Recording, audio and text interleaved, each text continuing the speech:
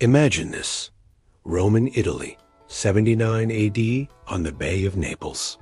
A prosperous city, Pompeii, thrives in the shadow of a seemingly dormant mountain. It's a world in miniature. Merchants hawk their wares, artisans perfect their craft, and the roar of the crowd echoes from the gladiator arena. This is the Roman Empire at its peak, a world of paved roads, established laws, and incredible wealth. But what if I told you that in a single day, all of it would vanish? How could a piece of the mightiest empire on earth be wiped from existence in just a few hours? This is that story. Pompeii was bursting with life.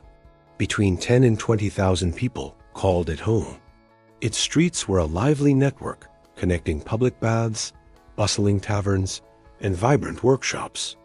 Art wasn't confined to galleries. It lived on the city walls in vivid frescoes, a testament to a culture that embraced bold, beautiful colors. The grand amphitheater pulsed with the raw emotion of the games, while the temples set the rhythm for festivals and daily worship. But beneath this idyllic surface, the earth itself was restless. Campania, the region Pompeii belonged to, was known for its beauty, but also for its tremors. Earthquakes were a part of life. On that fateful morning, however, everything seemed perfectly normal. The sun rose, the markets opened, and the city began its daily routine, until around noon. A subtle tremor, a whisper from below, was the first warning. Eyes instinctively turned towards the mountain, towards Vesuvius. What they saw was terrifying. A colossal column of ash, smoke, and pumice rocketed into the sky, so high and distinct that it would later give this type of eruption its name, a Plinian eruption. The day, in a matter of minutes, was plunged into an eerie dusk. The air grew thick and heavy, making every breath a struggle against a tide of fine, gritty particles. Panic began to set in. Some people made a desperate run for the sea, hoping to escape by boat. Others, paralyzed by indecision or hoping the worst was over, chose to stay behind, seeking refuge in their homes. Then, the sky began to fall. Not rain, but a grim, dirty snow of ash and lightweight pumice stone. It fell relentlessly, piling up inch by inch, minute by minute. The weight became immense. Roofs, which had provided shelter for generations, began to creak, groan, and then collapse, burying those hiding within. A massive cloud above the city was a storm in itself, generating its own terrifying lightning that flashed through the darkness, accompanied by the thunderous roar of stone grinding against stone. The city's gates, once symbols of connection and trade, became barricades, blocked by the accumulating debris. The wind, cruel in its direction, shifted and pushed the toxic plume directly over Pompeii, sealing its fate. In the chaos, people faced an impossible choice. What was worth saving? Their wealth or their lives? Down at the port, the scene was one of sheer panic. The sea, usually a gateway to safety, churned violently, punishing those who had gambled on escape by water. The legendary Roman order, a system built on rules, roads, and predictability, was cracking under the strain of nature's absolute power. Night had fallen in the middle of the day, and then came the most lethal phase. Searing, superheated avalanches of gas and volcanic matter pyroclastic flows swept down the slopes of Vesuvius.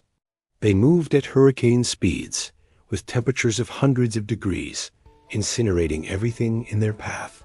The houses that still stood seemed to breathe in the deadly heat, their stone walls like suffocating lungs. Fear was no longer an abstract feeling.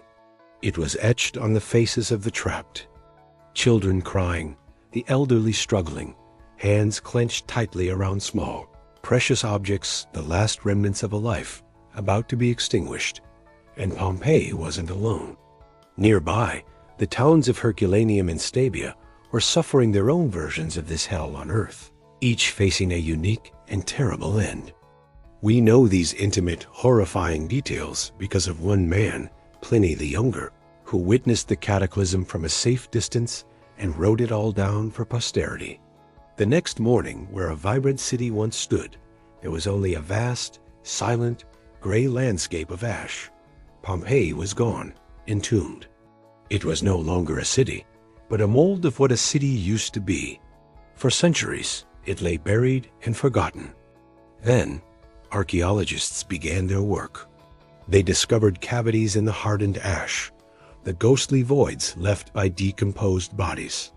By carefully pouring plaster into these spaces, they brought the final tragic moments of Pompeii's people back to light.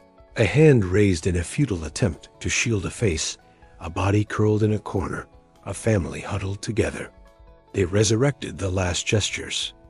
The miraculously preserved frescoes still hold their brilliant colors, a defiant splash of life refusing to die. In the excavated streets, the ruts worn by cartwheels remain, a permanent signature of a daily routine interrupted forever. A few terrible hours produced centuries of silence. Today, the mountain looks peaceful, serene even. But history knows its true nature. And caught between the ruin of the past and the reconstructions of today, our memory of that day stands as a powerful warning. Now, let's bust a few myths. You might think it all happened in an instant. The reality is, many victims died hours into the eruption, often from collapsed roofs long before the final fiery surge. Another common myth is that everyone died out in the streets. In reality, many were found inside their houses or in cellars and warehouses, where they had sought shelter. And what about the date? We've long thought it was August 24th, but archaeological evidence, like the discovery of seasonal fruits and warmer clothing, now strongly suggests the eruption happened later in the autumn. So back to our original question.